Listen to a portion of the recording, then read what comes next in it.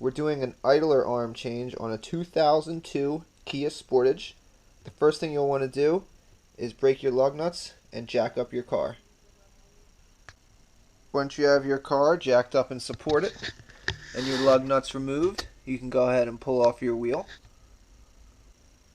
After you have your wheel off, you can come in, and the next thing you're going to want to do is disconnect your idler arm from the end of your tie rod end by removing this cotter pin and bolt.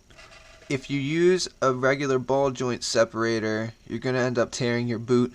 As you can see, this one looks torn, and you'll end up having to replace it. The best way to try to get it out is to lightly tap on it by, removing the nut all the way up to here.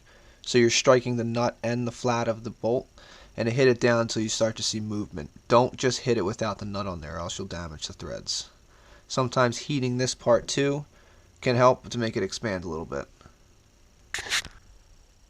After you have the arm loosened here at the tie rod end, you can then come up and loosen these 4 bolts here.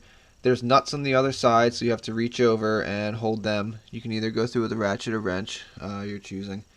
Take these 4 bolts out, and then you'll be able to remove your whole arm by lifting it up off of here and pulling it off of there.